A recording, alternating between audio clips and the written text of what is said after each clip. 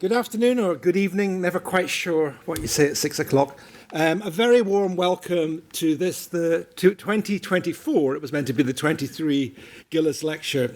I'm Robbie Bush, and I have the privilege tonight of introducing our event and our speakers. When I was a student at Edinburgh College of Art in the 1980s, William Gillies was the benchmark for drawing and painting, particularly outdoors, whether it was his mastery of pen and ink, his abstraction of colour and shape, or accurately observed sense of place. But I'm sure much more of that later. Following Gillies' death and bequeathing of his estate to the Royal Scottish Academy in 1973, a prestigious public lecture was established by the RSA in commemoration of Gillies. The inaugural Gillies Lecture was in 1978. So since then, over 30 lectures held mainly here in Edinburgh, but also as far afield as Stornoway and London, including those given by Yehudi Menuhin, reminiscing in 1982, Jeremy Isaacs, The Future for Opera, 1989, Jean Muir, The Arts of Industry, 1994, and Richard DeMarco, 10 Dialogues on the Road to Mekels Segi in 2010. Anybody here go to any of those? Plenty more as well. But this is the first to return its focus on Gillies himself. Some of you will know it was originally timed to celebrate the Gillies at close of 2023, the double anniversary year. But I think storms put an end to that, if I remember correctly. Yeah. ScotRail, that's right.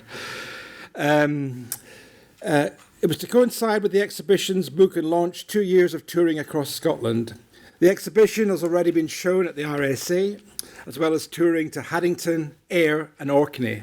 And it's currently at Hawick Museum before it moves to Perth Art Gallery in November, followed next year by the Western Isles in March, Inverness in July, and Gracefield and Kirkcudbright in October. In addition, the first Gillies Bequest Award, made in 1978, benefited over 130 artists since the inception and still going strong. This Gillies Fund, dedicated to education, has helped and realised numerous RSA projects in the spirit of which it was established. So tonight we have presentations by 4 distinguished speakers. The first is Sandy Wood, who's the head of collections here at the RSA and curator of the William Gillies Modernism and Nation situation. And he'll be talking about why and how we are where we are. Sandy Moffat, Royal Scottish Academy, artist and former student of William Gillies, if I got that right. We'll be talking a little bit about his life and times at ECA. The third presentation is by Joanna Soden, who's an honorary at Royal Scottish Academy, but she was Sandy's predecessor, an esteemed art historian and curator at the RSA. And she was elected to the Academy as Senior Research Fellow in 2023. And she'll be talking a little bit about the history of the Gillies Bequest and the journey to the first exhibition. Our fourth and final presentation is by Andrew McPherson, Professor Emeritus of Sociology at the University of Edinburgh. Andrew has spent the last quarter of a century conducting new research into Gillies, delving into previously unexplored areas of his professional and personal life. This significant new information, which has unearthed fundamentally readdresses Gillies' position in the 20th century of Scottish art. And Andrew's book, Gillies, Modernism and Nation in British Art, is a revealing and fascinating new story of Gillies. And it's delighted to be partnered with Edinburgh University Press, a beautiful publication that I believe is going to be published later this year, if I got that right. The big book, yeah. And then we'll end with a discussion chaired by Murdo Macdonald, Emeritus Professor of History of Scottish Art at the University of Dundee, and author of Scottish Art in the Thames and Hudson's World Series. And he's worked extensively as an art critic. And there'll be a chance for question and answers and that. So I will now invite Sandy Woods to the stage, who's going to be our first speaker. Thank you very much, Robbie. Lovely to be here. As Robbie's noted, you'll hear from some eminent voices today, giving perspectives on one of Scotland's greatest 20th century painters, but one who until now has been misunderstood. Part of the reason we're here tonight is to introduce a different story, one which is revealed in a new book on Gillies and the RSA touring exhibition that accompanies it, but one which has its origins in the RSA centenary exhibition of 1998 and the amazing bequest Gillies left to the RSA. The richness of that bequest has enabled the main tour, which has visited the places that Robbie has already introduced, but it's also enabled parallel exhibitions in Gillies' birthplace, in the Orkney Isles, and later at Gracefield, which will accompany the Kirkcudbright show. Just the extent of that bequest allows something amazing to be done with Gillies. And I think that's apt for someone who is a truly magnificent artist with a legacy that deserves celebrating anew. And it's also quite apt that this morning I drove from Gillies' birthplace of Haddington, which is where I now live, through the Borders landscapes that he painted, to the exhibition in Hawick, to talk about Gillies to some art students from the Borders College. So the Gillies narrative weaves more paths each day, allowing new discoveries to be made. So in my role curating the exhibition and helping bring the Gillies project to fruition over the last few years, I hope I can give a fitting introduction to our proceedings tonight. So, these are a selection of some 140 newly discovered slides to introduce the telling of a new story. They've been kindly sent to us by George Shane, Gray's School of Art alumnus and Art and Heritage Coordinator at Robert Gordon University in Aberdeen. Rediscovered by George last year, they're from a presentation given to Gray's art students as part of their art history education at some point between 1967 and 1970. The film, which the slides relate to, was directed by Gillies' friend and teaching colleague Robert Henderson Blythe. The presentation at the art school was remembered by another famous painter, our past president Joyce Cairns, during her time at Gray's as a student. There are so many amazing Gillies images, as you'll see this evening, but these are important to show what comes out the woodwork over time. In this case, it's perhaps better to say what comes to light in a painting when the old layers of varnish are removed, revealing the true nature of the painting below. Or perhaps it's what is revealed under the carpets. According to Robin Phillipson, executor of the Gillies estate and RSA president at the time, 87 of Gillies' canvases were found under the carpets in his home at Temple Cottage. When this photo was taken by Joseph Mackenzie, some of them were under the carpet Gillies is standing on here. Many of these canvases dated from the 1930s, when Gillies' landscapes became more abstract and included this wonderful painting, Rocks and Mortar Morar, which is on display in the exhibition. At the time of their rediscovery, few had been seen in public, within living memory, but many were revived and displayed in the Gillies Centenary exhibition of 1998, which was the greatest gathering of his modern works ever assembled. This, of course, was all made possible by the Gillies bequest of 1973, in which the great painter left his entire estate to the Academy, Temple Cottage, and its contents, hundreds of paintings, thousands of drawings, photographs, personal objects and archives, his vintage cars and motorcycles, and even his homemade wine collection came to us. The homemade wine was no doubt sampled by our president and the odd other academician at the time, but it wasn't kept for the collections. Without this amazing bequest, we wouldn't be here today, and there would be no exhibition on tour around the country that Gillies so loved. You'll hear more about the bequest and the 1998 exhibition from Gillies expert and past RSA collections curator, Dr. Joanna Soden, later on. So since the Gillies bequest, the RSA collections have been shaped and enhanced further by subsequent artist studio gifts and bequests, the management of which has been led by the Gillies blueprint. And indeed, preserving the legacies of academicians has been integral to the Academy since its foundation nearly 200 years ago. And caring for and making accessible rich bequests such as Gillies' enables new research and new interpretations. This is particularly the case with an artist like Gillies, who was famously quiet about his art and his life. He very rarely said anything to anyone about either. One wonders if his leaving his bequest to the RSA was therefore an act which he knew would open the door to reinterpretation in the future. Now, of course, art history is not a straightforward trajectory from A to B, but a spreading web which connects and crosses, rather like the branches of a tree. And so to return to Gillies in his studio and introduce an analogy. Now, Gillies is painting this late still life while literally standing on paintings that date from the 1930s, a deeply formative period in his life when his art was shaped by modernism and he was shaken by the early deaths of those close to him. It was also a period when he began to respond in his art to the trauma that manifested itself during his experience in the First World War.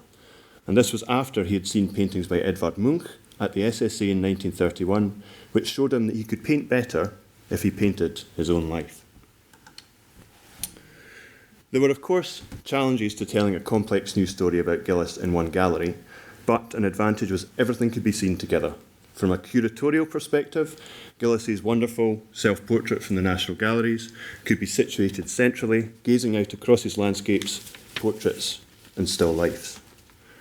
But to return to that analogy, in 1934, Gillies had been delighted by 25 works by Paul Klee exhibited at the SSA. We know this from Sir Norman Reid, and we also know that Gillies returned again and again to the exhibition. We also know from his library that Gillies had an interest in Klee before the 1934 exhibition and would have been aware of his famous 1924 lecture on the creative process, in which Klee likened the artist to a tree. Now, Gillies was fanatic about drawing and painting trees, and in the mid-1930s there began to appear a single tree in his landscapes. It was often disruptive, as it is in mauve landscape, which you can see above Gillies' head here, and hopefully you can make out the painting. Now, we know in his still lifes that Gillies represented his sister Emma through her ceramics, and he occasionally painted himself into interiors as an easel or as a palette. And other evidence suggests that this is Gillies similarly showing himself in his landscapes, disrupting, in a position balanced between figuration and abstraction. In the same mould as Klee's metaphor of the artist's tree, Gillies stands upon his canvases of the 1930s, guiding the flow from his roots in modernism, channeling and branching out to the paintings he created at the end of his life. Now, taken alone, this might all seem a bit far-fetched, when the enduring interpretation of Gillies was as a countryman and a quiet bachelor, someone who was untroubled by the modern world and who only painted his best work after moving to the village of Temple, returning to his countryside roots and abandoning the modernist experiments of his formative years to concentrate on the lyrical Scottish watercolour landscapes he became famous for. But Gillies' art was much more complex than this simple interpretation, and his life was not the quiet, serene one he thought it to be.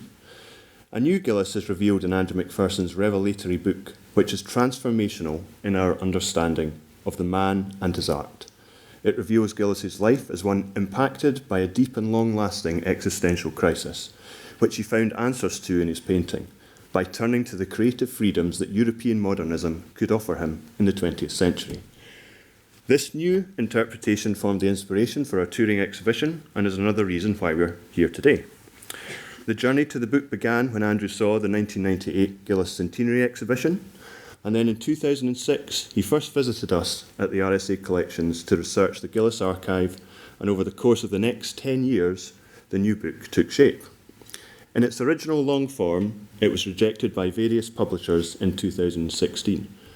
But in 2017, I began discussions with Andrew, enlisting Murdo Macdonald to advise and assisting Andrew to realise it as a shorter, fully illustrated version. As a copyright holder of Gillies' work, the RSA could get it across the line, but we are also indebted to Edinburgh University Press for partnering with us and publishing the book in all its current glory. It's proving to be a bestseller, so I hope you've all managed to pick up a copy before it sells out. Crucially, the complete and illustrated scholarly version, which connects all the dots put down in Andrew's first book, will be published by the press in November this year. And you'll hopefully have picked up a flyer for the book on the way in. If not, I think they're on the table that you can pick them up on the way out with copies of the original book, which you can buy tonight. In arriving at his new interpretation, Andrew left no stone unturned. And the emerging of documents that before lay hidden including Gillies' own responses to his first biographer, Elder Dixon, and a family history written by Gillies himself when his sister Emma was in hospital around 1934, proved key. Since that momentous day when Gillies signed his will to the RSA, the revealing of new evidence over time, from paintings under carpets to motorbikes and slide presentations, has led to breakthroughs in the comprehension of an elusive artist who only truly spoke through his paintings. Before I hand you over to another Sandy, who will give you some fascinating Edinburgh College of Art context, I'd like to finish with a slide that again highlights what is revealed beneath the paint layers. This magnificent watercolour Wester Ross was amongst the best Gillies ever did in the 1930s, but it only entered the RSA collections in the months before the exhibition as part of the Blackadder-Houston bequest. It had come to Elizabeth Blackadder and John Houston, students of Gillies, from Penelope Beaton, who taught them with Gillies at ECA. And it speaks of the friendship of artists and the inspiration to Scottish painting that has flowed from tutor to student at ECA in Gillies' years and beyond. Like Gillies, its journey is intriguing, but the cosmological story it encapsulates is perhaps one for later on. Thank you.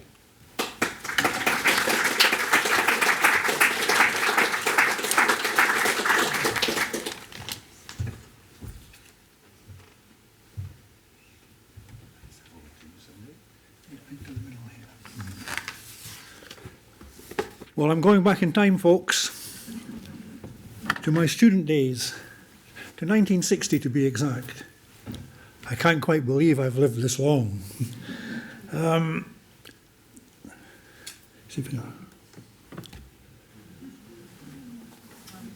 Will I give a prize for anyone who recognises either myself or John Bellamy? But anyway, there's Gillies sitting in the middle. He's 1 year into being the principal. I mean, when I arrived in October 1960, during the summer period, he'd ended his long period as head of painting and had become principal of the Art College, a reluctant principal by all accounts. He was a mythical one as well because we didn't know anything about him. But we were aware of his presence at all times. We occasionally saw him scurrying around in a smock as he still painted in his studio.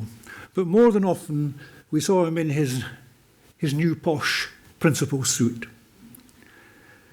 According to my art teacher, Gillies was the leading Scottish modern painter. He studied in Paris in the 1920s with Henri Lotte, and it brought back to Edinburgh the modernist message. Again, for us as students, this Parisian episode was truly mythic. I mean, the whole idea of Paris, modernism, the 1920s, that left an indelible impression upon us. But one wonders if that's Lotte's studio, by the way, in the late 20s, just after Gillies had been there as a student. It's the kind of art school I can recognise. I'm not quite sure if an art school today is like this, but certainly in my time it was. But one wonders, that's another later Lotte landscape. If one wonders how much Gillies himself was actually influenced by Lotte, or when he was in Paris, was he really looking more at Matisse, for example, more at Picasso? Anyway, he was in Paris, and that stuck. But finding out more about Gillies was almost impossible. There were no books, there was no literature. And if some of you remember, Edinburgh in the early 60s was full of bookshops, but no books on Scottish art, no books on Scottish painters. Yeah. I saw his recent paintings at the RSA, of course, but I had already seen the great masters of French modernism. In 1958, the Moltau collection at the festival, the Bourrel collection in 1961. And in comparison, Gillies seemed a little bit disappointing. But still, having a painter of his stature as principal was inspiring for everyone, both for staff and students.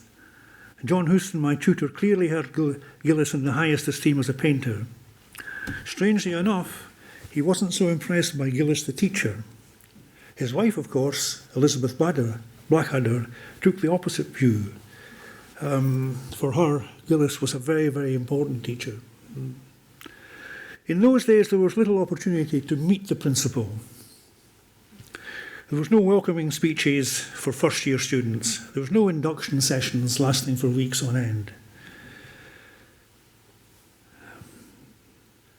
But by the 1980s, there were there was an attempt at least to say hello to the new students. And David Mickey, who was head of painting in the 1980s, he would address the freshers, extolling the traditions of the art college, Scottish painting, all the rest of it, the Scottish tradition.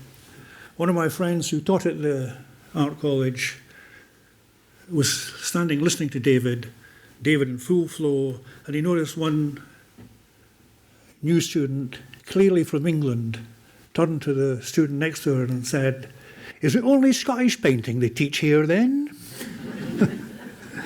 But you know, the distinctiveness of art schools has all but vanished. But David Mickey's view of the art college and of Scottish painting was something he'd taken from Gillies. That was Gillies' view.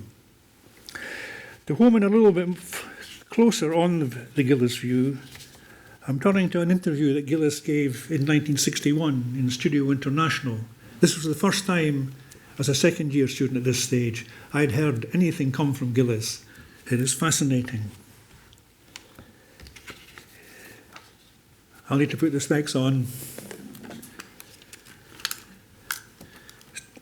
So he says this: "There's no reason for our students to make a beeline for London. They can be trained completely here. Beside," he says, "a sense of locality is vital to the artist. Our young painters have got everything they need right here on their own doorsteps. And this is important. We have a country of immense and peculiar personality and an indigenous culture. I only wish that Scotland itself was aware of this." Now, that's a man who knows what he's talking about. That's Gillies. So I think when we read this, obviously we were tremendously encouraged. And I should also add, this Studio International magazine, I placed in the middle of a still life painting that I was painting in an Andrew Grant competition. And Gillies came in, and it was a Gillies-like still life. And he said some very encouraging things. He told me not to overwork it. Don't go too far now. I think we'd only a day or 2 days to paint this thing. He said, "Look," he said, "you're nearly finished." He said, "You don't have to work till 5 o'clock the following day. Just keep it fresh. Keep it as it is." And so that stuck with me all my life as well. Now, modernism in Scotland. The Edinburgh Festival played an important role in introducing us as students to many of the great moderns. Picasso, Cézanne, Braque, Matisse, Bonnard, Kandinsky, Kirchner, Derain, Soutine, to name but a few of the artists whose work I actually saw during my student years in festival exhibitions. And we came to understand that Gillies, with his great series of still life paintings in the late 40s, early 50s, he was in the same territory at this stage as Picasso. And we grasped that Gillies deployed the language of modernism in his work. There's no question that these great still lifes are amongst his finest paintings. Rigorous, intellectually conceived. But he isn't a radical. He's not a Picasso. And some were disappointed that he didn't take the plunge into abstraction, and others were disappointed that he didn't tackle more robust subject matter. But you know, all of that misses the point. He was amongst the first of the Scots to see themselves as modern European painters, and his example and dedication and independence helps us succeeding generations to find a way forward. Now that's very, very important, that he did all these things. Now the great breakthrough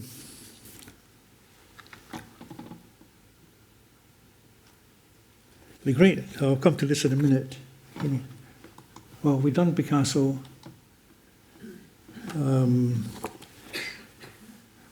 The breakthrough came for me in 1970 with the big Gillies exhibition organised by the Scottish Arts Council.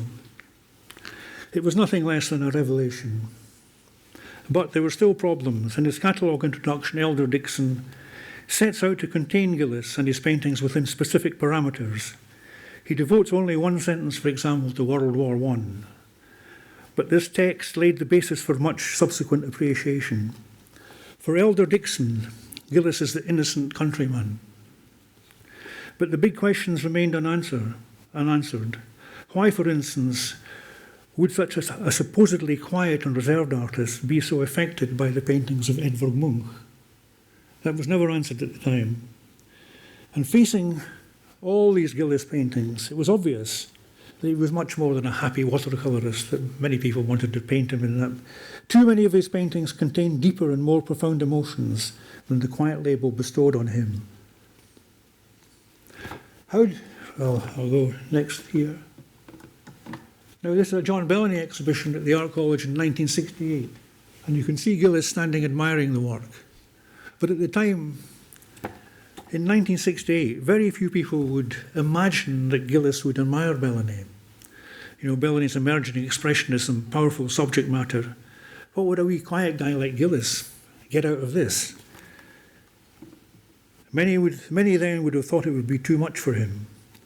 But perhaps now in 2024, we might reconsider that particular viewpoint in the light of Andrew McPherson's new book. And this is why it would have been, most people would have thought that Gillies wouldn't relate to Bellamy in 1968, but now we know he did. So we're here to celebrate Gillies' great achievements on the 50th anniversary of his death, but I think also to celebrate Andrew McPherson's painstaking scholarship, which at long last tells us the fuller story of Gillies' life and art. It's a game changer, as I've said before. I've waited 50 years for such a book to shed this kind of light on Gillies. It's been well worth the wait. Thank you.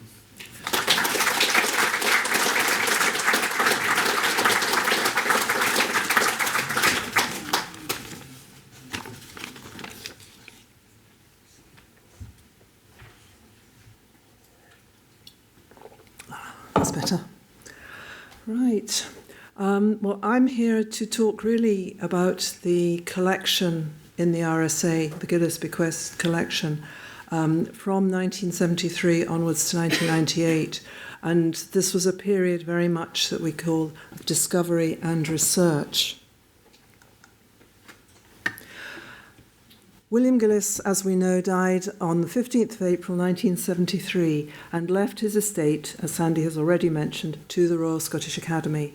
This included property in Temple, Midlothian, investment savings, and also those investments of his elder sister Janet, and also the contents of his home, personal items, furniture and fittings, books, ornaments, cars, and, as we all know, even his homemade wine. In addition, though, there were the contents of Gillies' studio and of the nooks and crannies within Temple Cottage that he used as stores. There were art materials and equipment, sketchbooks, loose drawings and paintings, also catalogues, letters and papers, newspaper cuttings, hundreds of postcards, both written and blank, and hundreds of family photographs, some pasted and captioned in albums, others loose and without any identification, just like all the stuff we keep at home anyway, really. And here is a glimpse of this archive 50 years later, ordered, listed and boxed in its current home in the RSA stores at Granton. It's the final or the current outcome of a lengthy project that really was begun in the early 1990s, looking into the archive especially. But first we must return to the 1970s. Sir Robin Phillipson was Gillies' executor, and he undertook the overall settlement of the estate. A long-term friend and colleague, he was also Gillies' successor as principal of Edinburgh College of Art. He was secretary of the RSA at the time of Gillies's death, and he became president later that year and served as president until 1983. So there's a very close legacy of connection here. The RSA marked Gillies's passing in its traditional ways. An obituary was published in the 1973 annual report, and in 1974, the annual exhibition presented a memorial display of 4 major oil paintings by Gillies, 2 still lifes, and 2 works themed on temple. With capital from the estate, 1978, as we have already been reminded by the President, by the Secretary, saw the inauguration of the RSA Gillies Award, awards forming part of the Academy's practice of supporting artists through funding. And 78 also saw the inauguration of the annual RSA Gillies Lecture, and this evening is part of the long-held tradition. So now, however, we must turn to the Gillies bequest itself.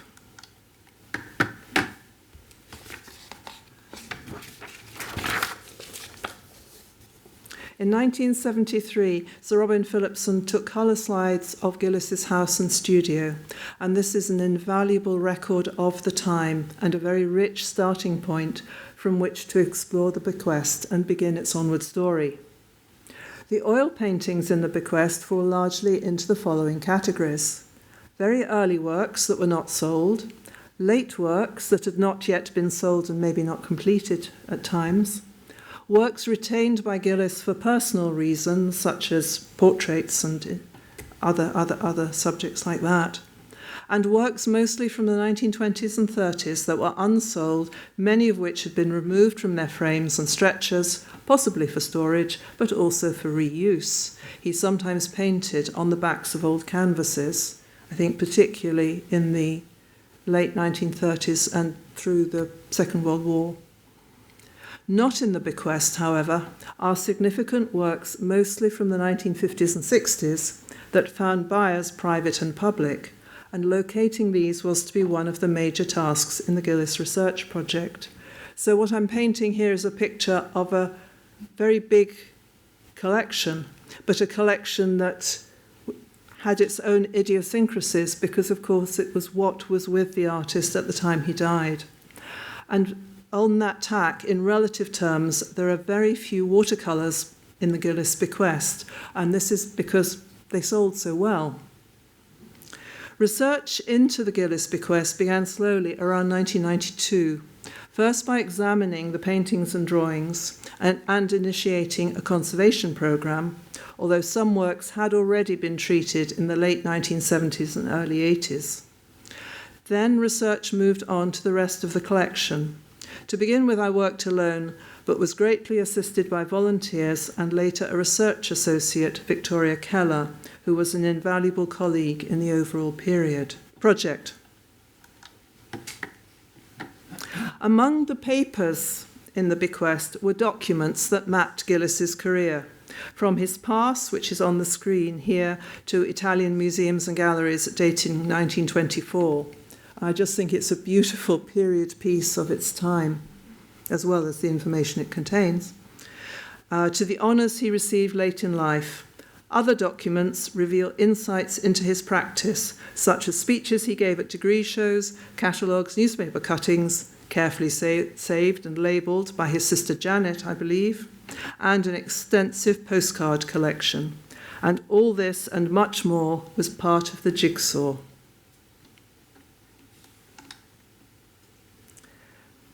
Kate Fanning, a heroic volunteer, worked on the postcards. She transcribed them, and out of her work she revealed relationships between family and friends and helped to give a chronological framework for Gillies's travels, especially in the interwar years. On screen are a sample of scanned postcards of Brittany. Some of them are blank, others written and posted home, and these confirm that Gillies paid an important painting trip there in 1927.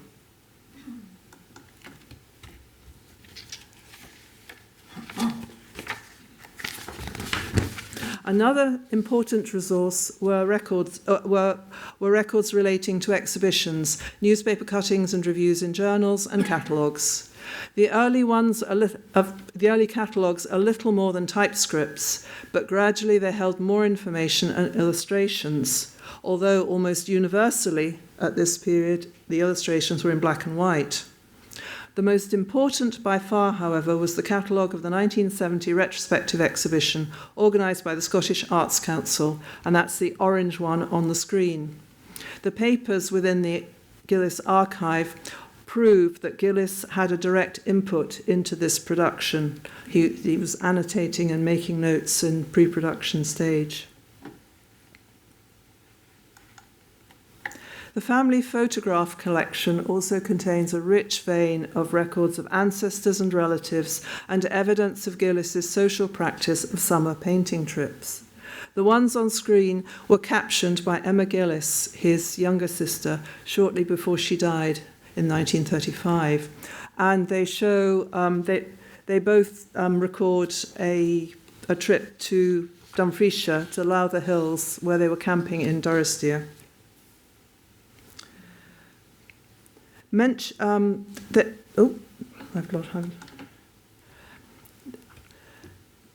The photograph collection also contains some unexpected images of Gillies dressed in a kilt. And this was something that surprised quite a number of people we spoke to at the time. We have him in Westeros and in Aberdeenshire wearing his kilt in the 1930s. And this mention of conversation brings me to an important part of this research in the 1990s. 2.5 decades after Gillies' death, it was possible to talk to lots of people who knew him, artists, colleagues, friends and collectors, and this was invaluable in presenting fresh perspectives and personal memories. That was on the plus side of research at the time.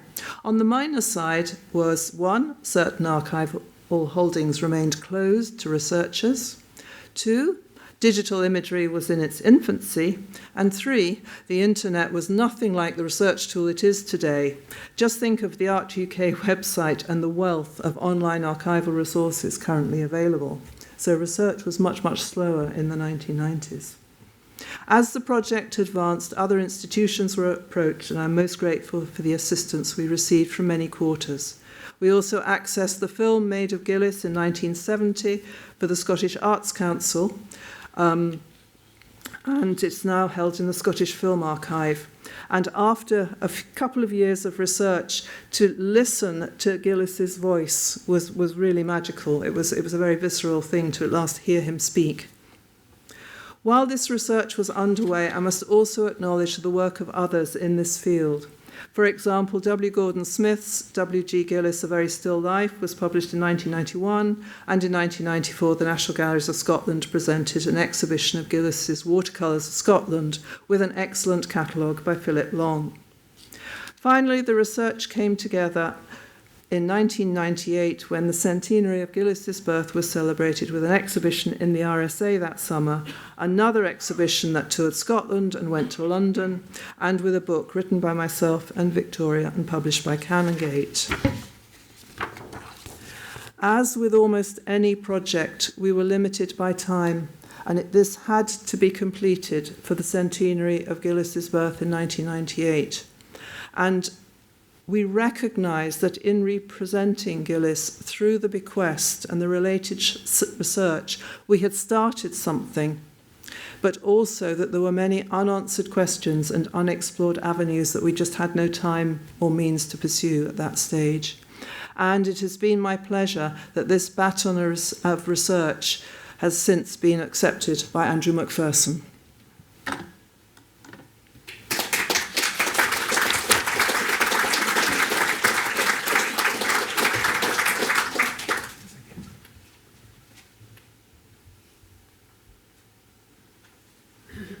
Well, hello everybody, and thank you very much for your interest in this. I've called this the existential Gillies by way of contrast with the countryman version of Gillies that has misled many of us since it first took hold in the 1950s. I now think that he did not lead the very still life that W. Gordon Smith's earlier biography used for the subtitle. Indeed, he faced existential challenges throughout his life, and probably from the time of his earliest memories. If he did talk to anyone about this darker side, they took his confidences to the grave. I also think that his untold story gives us a fuller understanding of the art he made and of the Scotland that made him. But I doubt, however, that national feeling inspired these works in any party political sense. In the age of disillusion that followed the First World War, I think he was sceptical of all manifestos and big ideas. He steered clear of Macdermot's Scottish Renaissance. But I do think that what emerged from this, what he later came to call his search for the permanent in nature, has affinities with Macdermot's cosmology. And I also think that his idiom could have emerged only in Scotland, and only because Scotland has its own institutions for the visual arts. These made possible an experience of modernism that was peculiar to Scotland in the key decade of the 1930s, an experience, as Sandy's already touched on, that extended from, the two Sandys indeed have already touched on, from cubism and abstraction to Monk and Clay. It was vigorously disputed in public and salted with scandal. These institutions also guaranteed him the freedom to address his own conflicted concerns each year in highly experimental works, despite the derision they often attracted. So we can begin in Haddington around 1903, when Gillies was 4 or 5 years old, lying in bed and listening to the corncrakes in the field outside, whilst his mother, in another room, was caring for inmates from the district lunatic asylum. The corncrakes finally settled in the countryman fiction of his life, but his mother would remain a real living presence to him for the next 60 years, with her memories of her broken childhood in Kirriemuir alongside the infant J.M. Barry. Barry was friends with her brother William, played in the same street, and later based his novel, A Window in Thrums, on his own mother's memories of the town in the 1820s and 30s. Hostility to Thrums powered Macdermot's drive for a Scottish modernism stripped of sentimentality. But the reality of Kirriemuir for Mrs. Gillies was that she left it when she was 12 or 13 years old, and left it for Dundee with a mother disgraced by sexual impropriety. And then later, when aged 16, arrived at the lunatic asylum in Haddington. So Gillies' mother lived in and worked there. She lived in the asylum and worked there for 15 years. 13 years, before, must have felt like 15, before escaping into marriage in 1894. But it was only a partial escape because madness followed her. When Gillies was 13 years old, one of the inmates from 1903 was lodging in the family home. A more disturbing presence, however, was his violent, paranoid father. This had started when Gillies was around 7 years old, eventually forcing Gillies' elder sister, Janet, from home for a time and giving his younger sister, Emma, a lasting fear of men that led indirectly to her death. And Sandy showed you, actually, the key manuscript which gives us access to this side of Gillies' life in his earlier presentation. The two sisters, Janet and Emma, also inherited a thyroid disease from their father. In Emma's case, the attacks were precipitated by the stresses he inflicted. He died when she was 21, but she had a recurrence in her early 30s when she felt she was sexually harassed by her tutor in ceramics at the Royal College of Art in London.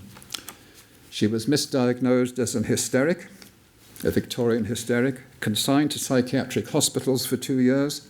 This is the girl that you saw holding up the trout and joking about it being a trout, because she had her good and feisty times as well when she wasn't ill, and that was one time when she wasn't ill. She attempted suicide while she was in psychiatric hospital, and then died suddenly in 1936, and Morton Hall Crematorium returned her to dust. Gillies was, of course, deeply affected. By then he was also dealing with the legacy of his 2 years' service as an infantry private in the First World War. I argue that he tried in the 1920s to suppress his wartime memories, but then in the early 1930s felt that he had, for his own sake, to confront them. They then merged with the legacies of his childhood and with the loss of Emma into a larger crisis that was made worse by the looming prospects of another war. Memorialization of the dead and empathy with the living became central to his art, a concern with the fragility of human apprehension as such, whether as individuals or as a species that has briefly interrupted cosmological time. We can see the early stages of this, I hope, in two paintings. Oh, there we are, how beautiful, from the late 1930s. On the left is this very lovely still life now in the National Galleries, red poppies, remembrances of war, 3 of them, and 3 survivors in the Gillies family now that Emma's gone. How do we know he's thinking of Emma?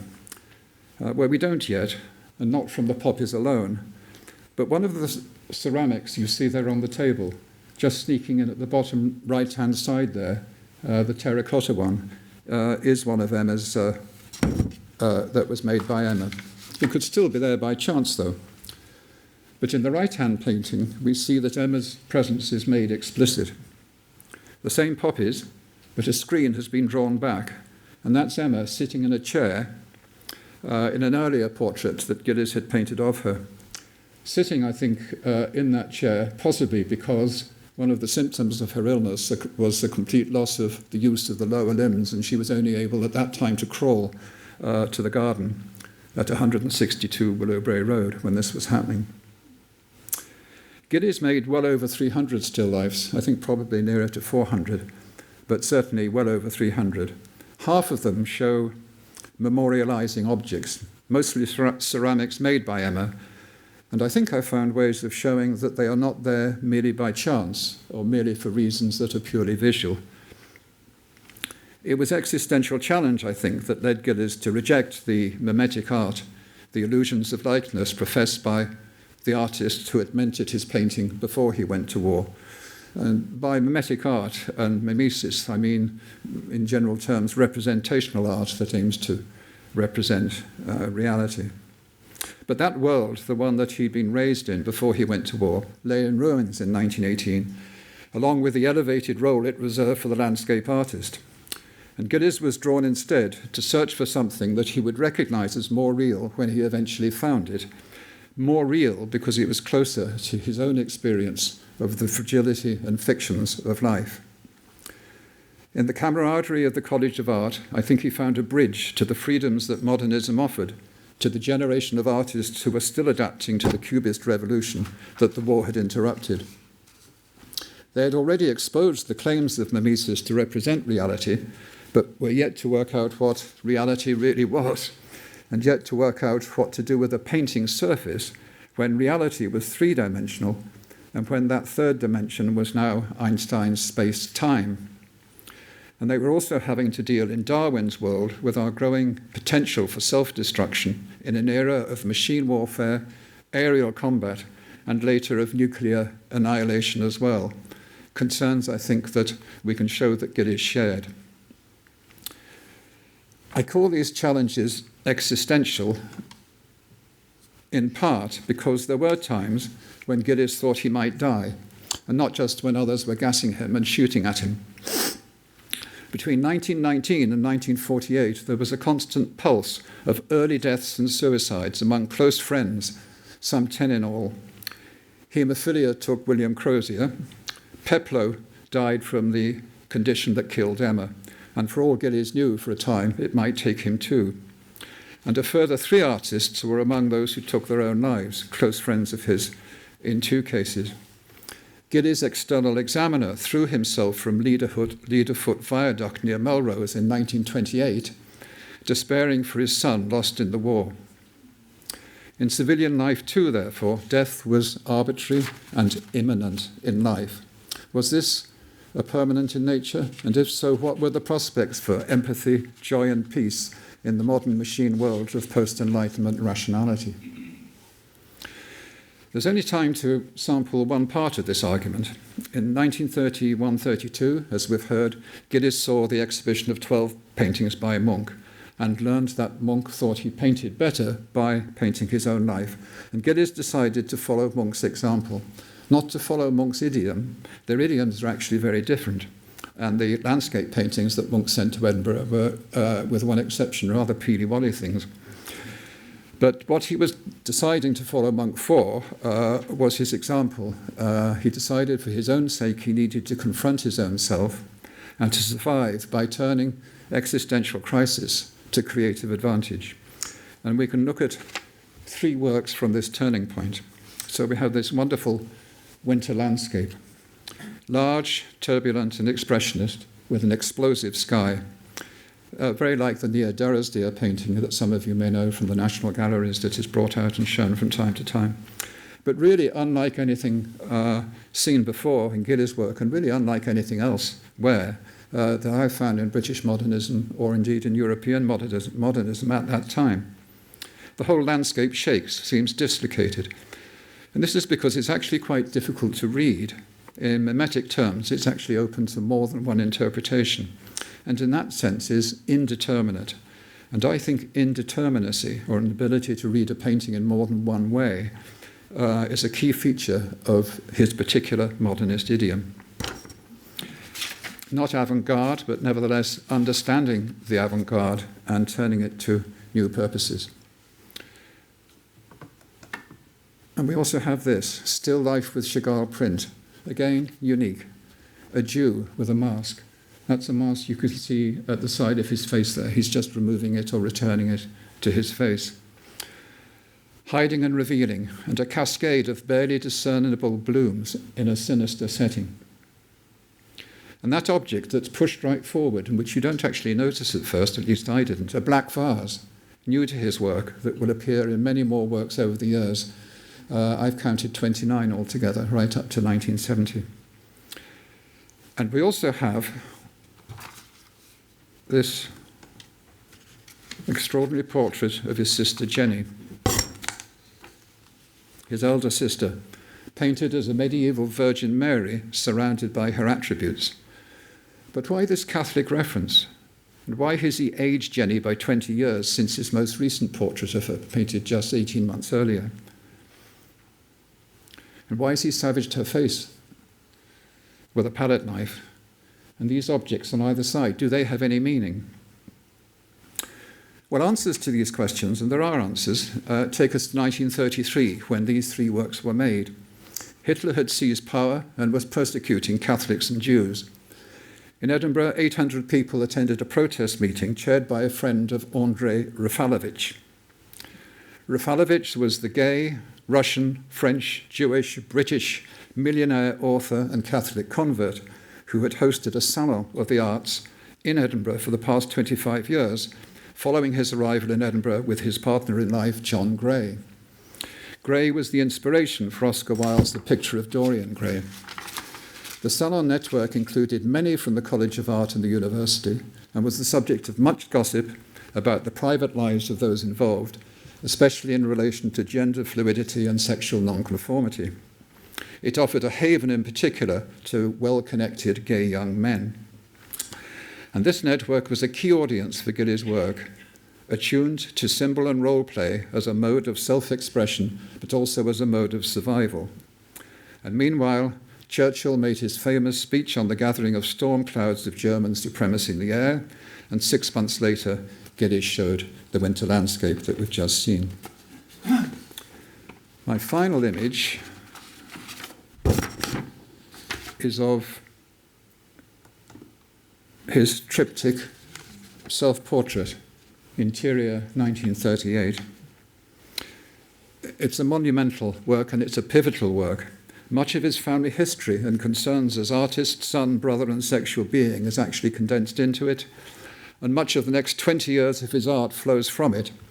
It's an extraordinary deployment of modernist tropes to take him beyond the superficial realism of mimetic likeness. The mirror in the centre, with Gillies in it, denies the mimetic. immediately tells us that this painting contradicts itself, could not exist if we believe the blank canvas that we see him painting in the mirror. And then it uses this contradiction to convey his own subjectivities.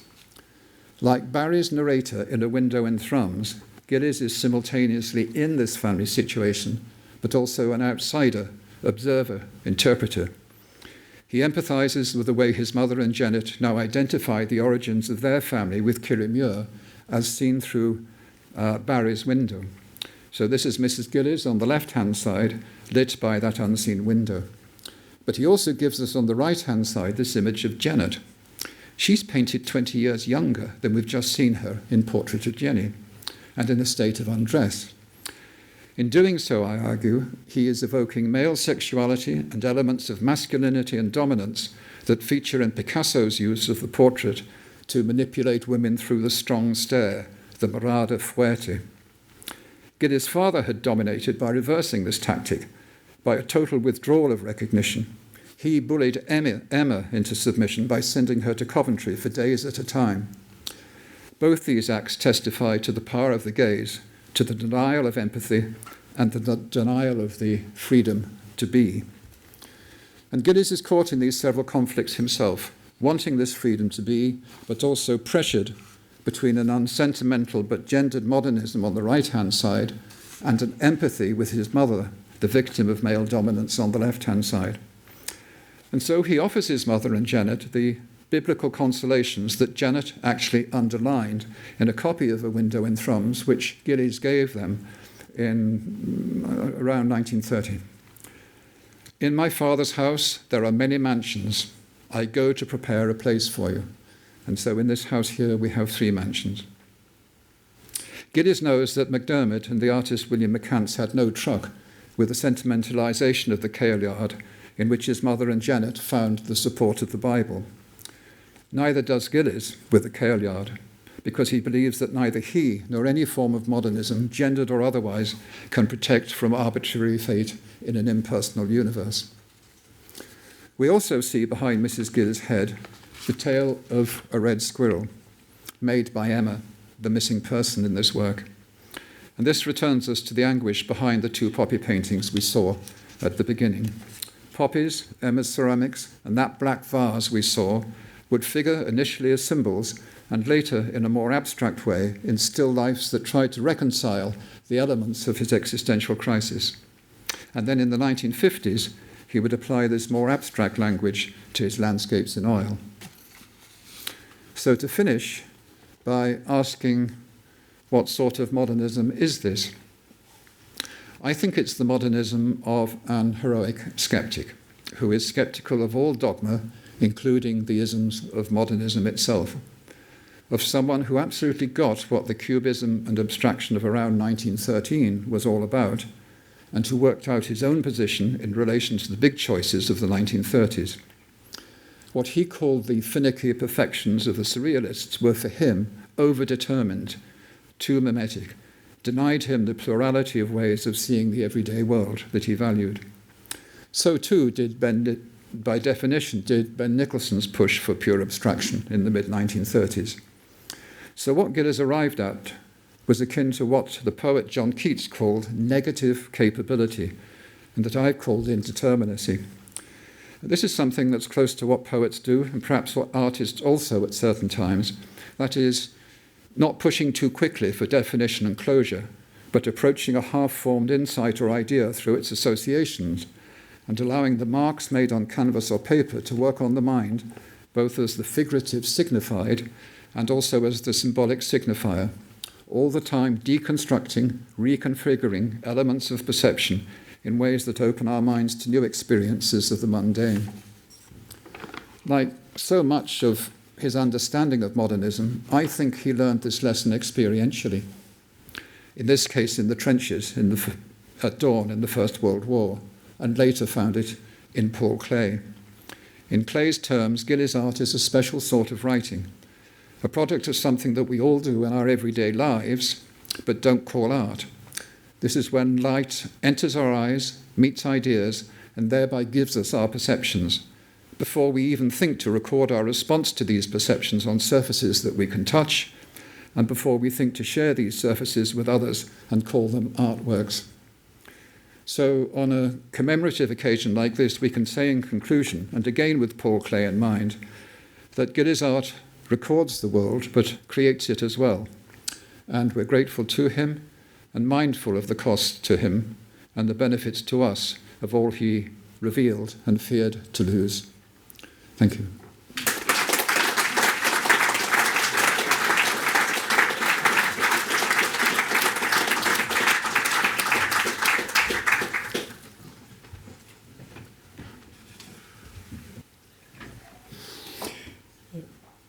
Well, my role is to stand here while they talk, essentially, and perhaps have a few questions at the end if we have time, which I think we will have. But I think my initial role should be to say what a fantastic set of talks we've already had, and I think it deserves a round of applause at this point.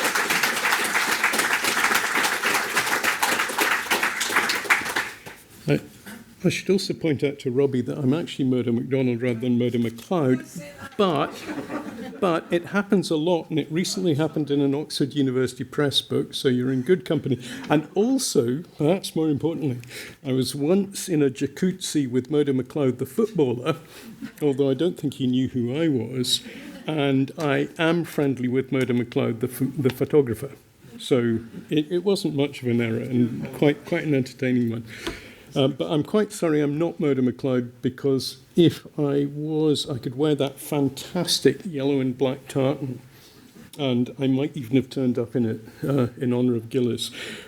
But one thing I should say is that it's a great honour for me to be an honorary member of the Royal Scottish Academy, and part of that honour was actually giving the Gillies Lecture in 2008. On rethinking Highland art. So I'm glad to say that Gillies's work was, of course, involved in that. Now, I don't really know how this is going to go.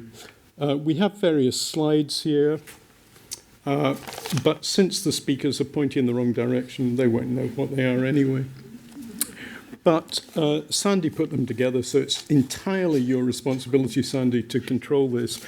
But I'd just like to kick off by saying it's quite obvious to me that Gillies was an incredible teacher without really, but very much a hands-off teacher. Now, I think that's come through very strongly in Sandy's presentation, but I wonder if the others would have any comment on that.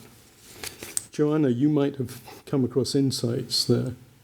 I think from the memories that I was able to uncover or whatever when we were doing the research, certainly I think he was the quiet spoken word rather than the grabbing of the paintbrush and repainting the students' work. To take an extreme, he was not like that at all. But a very close observer and a very clever man in hinting rather than demanding, shall we say, and encouraging a student to think it out themselves as much as possible, which is a hard thing to do, of course, because it means you have to work. I think something that Sandy said in his presentation about John Huston not appreciating Gillies as a teacher, but Blackadder appreciating him as a teacher, and something that came to light when I was chatting to Barbara Ray the other week was that when she was at art school and Gillies was there, she didn't really feel any connection to him, and she didn't appreciate any connection to him, but it was in her later career that she realised that what she was doing was very much, an influence of Gillies, and what Gillies told people to get out in the field and experience the landscape and paint the landscape and, involve yourself and connect with it, probably in the way that you'd had to do in the trenches in a very different way. And, I think what, in your experience, Sandy, and maybe chimes with Barbara's, it was more about having this amazing painter in the art college who was actually painting in a studio in the building. And should we proceed? No, just... It's to do with self-confidence as well, isn't it? Why did he not speak? Why did he find it very difficult to speak? I don't know. We can't psychologize this, but certainly this was something that his students talked about in the 1930s.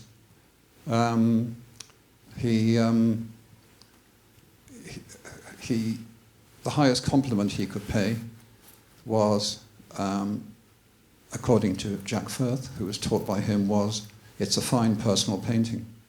And I think he probably thought that if it's not a personal painting, in a sense, there's no point painting it.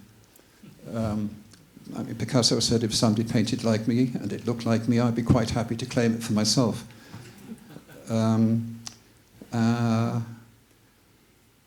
Perhaps one can also connect it to the comments that Barbara Ray made and Elizabeth Blackadder as well, who told you when either yourself or Victoria were talking to Elizabeth, I didn't speak to her, of course, but that she really valued the fact that she was treated as a painter, first and foremost.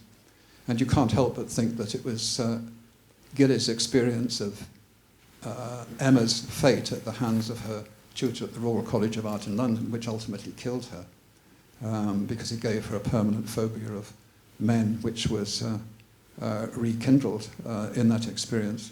You can't help that this was one reason for this. Yeah, I'll pause there for a moment. Yeah, I got to know the London-based painter Geoffrey Camp about 20, 30 years ago. I became really quite friendly with him. And during the Second World War, he was evacuated from London to Edinburgh College of Art, I think from 1941 to 1944. And he always said that Gillies was the main influence on me as a student. And what he imparted to me was really everything, but especially the idea of the tip of the brush was all important. The tip of the brush, the touch. And you can, some of the Gillies paintings we've just been looking at, they completely exemplify that idea of touch. The French word touch, toucher, means to touch and to feel. And Gillies had that in barrel loads. He was a master.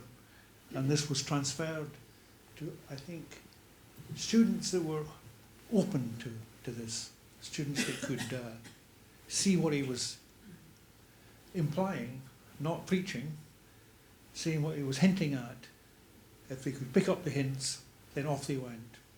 Well, I mean, he would take students into his studio and ask them to critique his own painting because he was stuck. Because he got stuck.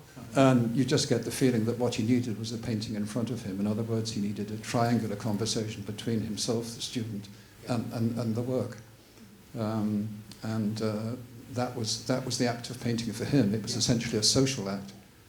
And part of my thesis is that he got into landscape painting because he needed the camaraderie of friends, like so many other damaged soldiers after the First World War. What they were looking for was some form of local community, some sort of affirmation of their self where they could work out all of the difficulties they'd been through. It might take up to 10 years. Typically it did for writers and artists. Nothing happened very much for the first 4 or 5 years. Eric Gill formed his, I don't quite know the word to describe it, but anyway, Ditchling and those communities.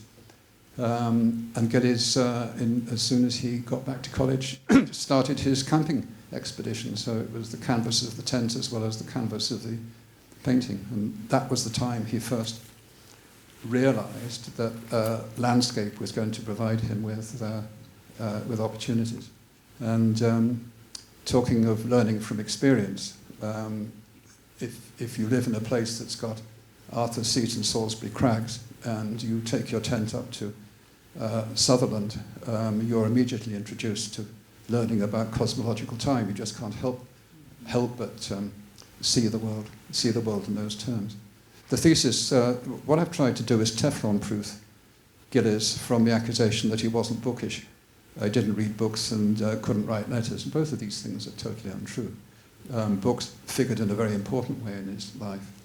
But I think most of the lessons that you could learn about modernism from books, he could learn in real life. He could learn the thesis about the ways of looking in the trenches is that the stand to arms which you have every morning and every evening. In the morning, you're trying to discern as the light comes up and the grey starts to reflect and refract. What are those shapes out there? What is the relationship? And in other words, are those Germans? Is that dangerous? Is that a tree? Is that a dead person? What is it? And he did this probably 150 times. And then later on, he sees that Clay is teaching him exactly the same thing when he sees the exhibition of Clay's works here in Edinburgh.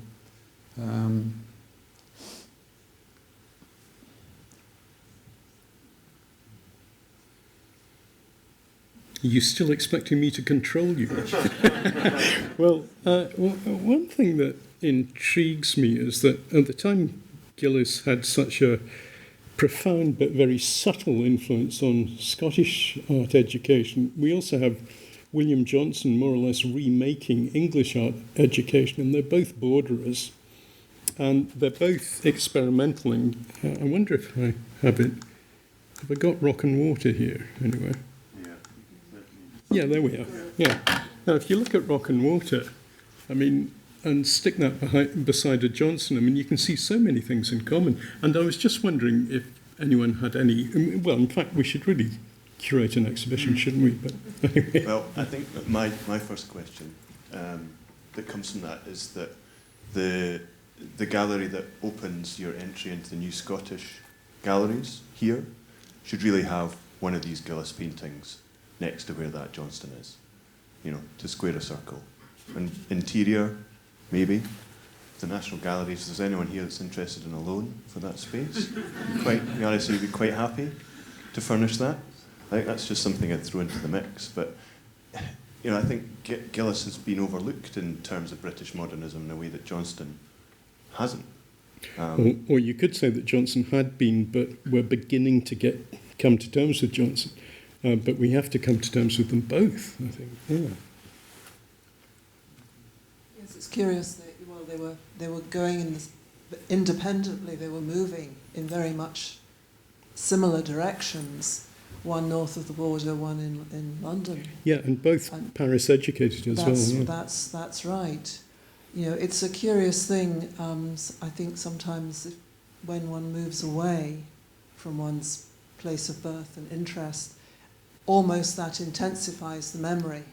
And so Johnson's working out in his paintings with his borders roots of landscape, I think from the London distance is an interesting one and rather different from Gillies working north of the border and working very much from work done in situ on the painting trips of the period. Although, of course, this is an outcome. This is a studio work. That would not have been painted on the beach in Moira. It would have been done later. There's a massive collection of pencil sketches and studies and things showing the genesis, in many ways, of this painting. A whole exhibition could be done just about painting, to be honest, because there is so much going on behind it. It's interesting, though, in that there aren't a great deal of drawings in the bequest that actually show Gillies mapping out a painting in pencil necessarily in that way. You know, you don't find any that are necessarily direct. You can trace it from this sketch to that sketch to the finished painting. I think I think Moira is probably the extreme example. Some of the still lifes, there's sketches with plans working out, you know, how to structure the canvas and things like that. But obviously there was a lot going on in his head that does not translate into the sketches in the genesis of a painting like Moira. I just love that watercolour. Yeah. I was very interested, Joanna, in what you were saying about the lack of watercolours in the bequest because they'd all been sold. And it resonated with me very strongly because my introduction to Gillies was actually a watercolour on the wall of George and Elspeth Davies' flat. And bearing in mind, I mean, Andrew was making the point that Gillies sort of stepped back from the Scottish Renaissance. He didn't get directly involved, but nevertheless, he would be what was on the walls. He was certainly on, I mean, bearing in mind that George was a very good friend of Hugh McDermott and all the rest of it, it just fascinates me to feel his effect there, even if, unlike Johnson, he wasn't actively linking to McDermott. And I'd love any comment from Sandy if that was resonated at all. You've got to wake up, Sandy, otherwise otherwise I have to say something else. You know? I think what's happening in the 20s is that, in common with essentially the avant-garde artists in England as well, there was a stepping back from the avant-garde. Gillies watercolours in the 30s rarely used drawing, but he then makes he's mercurial in the sense that, as I said, he's sceptical of all isms, including modernism itself, and he makes a very deliberate attempt in the mid-1930s to take on board all of those questions that were unanswered or began to be asked in 1913 about pure abstraction and what's left for the artwork, given that it can no longer represent the world. Does it become something else? Instead? And so he uses drawing for these abstracts in the 1930s because he's deliberately trying out, and this is something slightly foreign from him, but he's able to go there. He's most extraordinary magpie in that sense. And he says it himself, I took things from everyone. And he goes to the extremes of abstraction in his landscapes with a work like in Arniston, for example. It's in the book. And you wouldn't know it was a landscape at all, but for the fact there's a little triangle of blue at the top right-hand side, which gives you a suggestion of horizon. And that one bit of colour is a signifier. When I talk about the signifier as well as the signified, that signifier is the one thing that enables you to read it as a landscape. And if you turned it upside down so that the little blue triangle was at the bottom left-hand rather than the top right-hand side, you would actually be looking at an abstract work and you wouldn't have the first idea what it was. So that was something different for him then. The drawing, there's very little drawing when he's drawing his free watercolours in the 1930s, the wonderful watercolours. He doesn't need drawing. The drawing comes in very late on after he's seen Dufy and Dufy's incline and what you can do to punctuate, as he does indeed in that wonderful example that you showed us that's just been given to you. What a wonderful work that is. But then, and the drawing continues in ink through the 40s when he wants a strong line. And this is when and he finds he can colour them in and he can sell them. And then after that, in the 50s, he goes back largely to pencil again. And what you're getting is watercolours that essentially start out as drawings. But I agree with Sandy. There's probably only about 15 oils or something like that where you can say that there's a drawing beforehand with colour notes that indicate that he was planning an oil in the first place. If he's moved by a subject, he will do 4 or 5 different sorts of watercolours of it and do an oil as well. And so there are clusters of works, like, for example, the Mauve landscape, which showed the tree painting that was central to your exhibition. I know 5 different watercolour versions of of that work. Yeah, one came up at auction recently, I think. That's right. Yeah, one came up at auction, but there are others in private collections which are very different and much more optimistic than the particular one that you showed there. Yeah.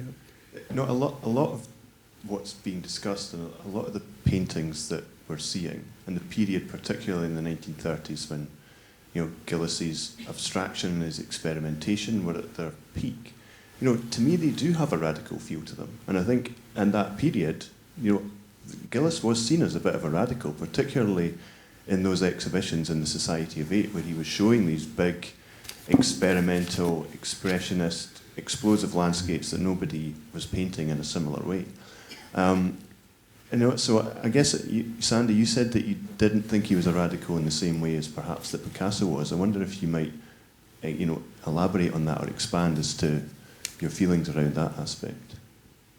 No, I mean, Picasso was one of the great radicals, wasn't he? I mean, he would just... so many things he started, and then so many things he finished as well. And he was a radical in his kind of... his life as well. I mean, he was a terrible show-off, wasn't he? But none of these things Gillies would be capable of and didn't want to do anyway. Matisse was a radical too, in the way he kept on responding to challenges. And but neither Picasso or Matisse went into abstraction. So we shouldn't blame Gillies for not becoming an abstractionist. That's ludicrous, yeah. But Gillies was a completely different kind of artist, perhaps more like Bonnard, that he was a kind of private, much more private. Wasn't going to he wasn't going to make newspaper headlines with his marriages or anything like that. He was a man dedicated, in a sense, to his own kind of vision, to his own way of painting. And obviously, I think what we've learned, from Andrew's book is that how important, for example, the First World War was. I said, dismissed by the elder Dixon in one sentence, and now we have a completely different story from Andrew's book. And that is something that I think stays with an artist. Once you experience that kind of thing, there's no way you can brush it out. There's no way you can wipe it out. You've got to live with it somehow or other. Yeah, I'm conscious of the fact that we don't have an infinite amount of time, and I would actually like to offer... right, we have a question there. Just a quick observation. I'm not as well informed as you guys, but I'm staggered. I was really surprised that the observers were surprised that Gillies didn't like Bellamy. Why wouldn't you like his work? And secondly, what would Gillies think of the output currently, or recent output, of the art schools in Scotland?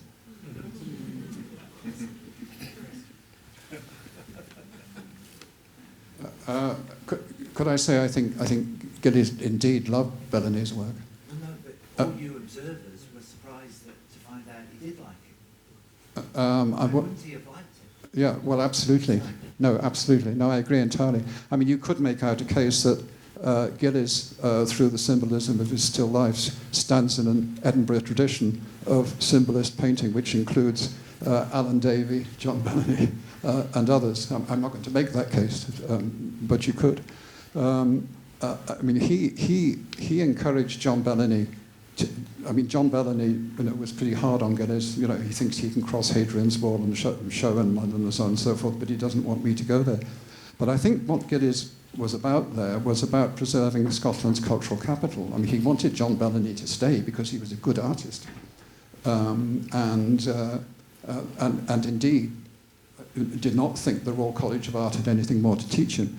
I was reading a novel by Iris Murdoch the other day, in which she draws on her experience of student culture in the Royal College of Art at the time that John Bellamy was there. And I think Gillies may have been right, actually, from what Iris Murdoch's opinion was of student culture in the Royal College of Art in the 1960s. But he wanted John Bellamy back again afterwards. He wanted to get him back, and I think John was going to come, and then changed his mind. So that that support was always there. And of course he supported your two selves, didn't he, at the time of the Scotsman Steps difficulties with Robin Phillipson. Okay. I'm aware we have a question at the back, if we could. Oh, sorry, but hang on. What about the interview on the local act? Yeah, sorry. I think he would be fascinated to see what students are doing now and to follow their path. In response to the second half of your question, I think he was a man of the students, and he would be following them with great interest and support wherever he thought it's worthy of support. Okay. May I ask a question about Gillies' role as an educator and as a manager of educators? There must have been hundreds, maybe thousands of students passed through Edinburgh College of Art while he was involved either as a teacher or eventually as principal.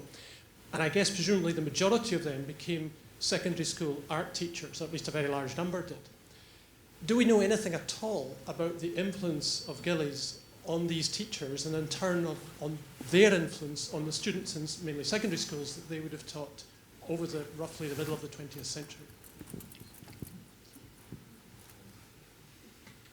I mean, I think we know, the one thing we do know for a fact is that Gillies' influence can still be felt today from an art and a landscape perspective in Scotland, and that as a figurehead for painting, and in the many different ways that he did paint in the art college in that period, and what was going on at that point in ECA was, amazing for the artists who were involved.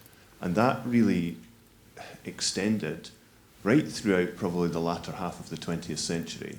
And that Gillies' influence, and I suppose his dedication and his hard work ethic as a painter, and that, he just painted. He didn't do anything else. He didn't know anything else, really. It was a means for him to escape and to survive. That ethic kind of flowed through everybody that he taught, and then flowed through everybody that they taught. And, Robbie talked about being there at ECA in the 1980s, and I think that the influence of Gillies was still there at that point. How the college operated, how it was taught, probably the camaraderie and the social aspect as well. Gillies, Andrew talked about it, and I think, although there was despair and distress and destruction with the war, there was also a camaraderie and a social aspect that Gillies really fed off of. And he continued to feed off of that when he rejoined the art college. I mean, he was an ever-present in the revels. He'd dress up as different characters. He loved to play games. And so I just think Gillies' character, personality, and who he was and what he was as an artist was what was most influential. I can't say for sure how his influences maybe flowed through into secondary school teaching. That's not something that I have any awareness of. Andrew might well have some comment on that. But I think just the approach to landscape painting in Scotland would be entirely different if Gillies hadn't been around. Yeah, well, I think that's a wonderful note that unfortunately we're going to have to wind up on, and I'll hand over to Sandy in just a moment. But I think we can probably all agree that that set of talks and wonderful discussion and wonderful audience contribution was definitely worthy of William Gillies.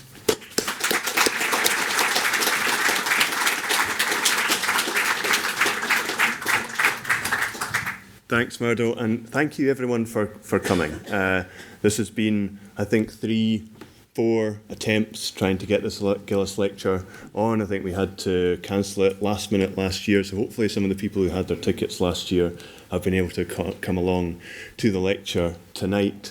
I would also emphasise that you can see all of these Gillies paintings. If you can't make it to Hawick, go to Perth. If you can't make it to Perth, go to North Uist.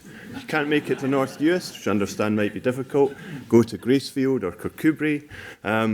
Have a look at the RSA website. We've got every single work in the Gillies bequest. Every artwork is digitised and online, and you can see it on our collections website. Go to Art UK, find his paintings that are in the public collections all across Scotland. There's an amazing story about Gillies that we've recently been able to rediscover with Andrew's book. I'll finish off on saying thank you again for coming along, and do pick up a copy of the book on your way out. It's very good value, and it will inspire you for many weeks and hopefully years to come. Thank you very much.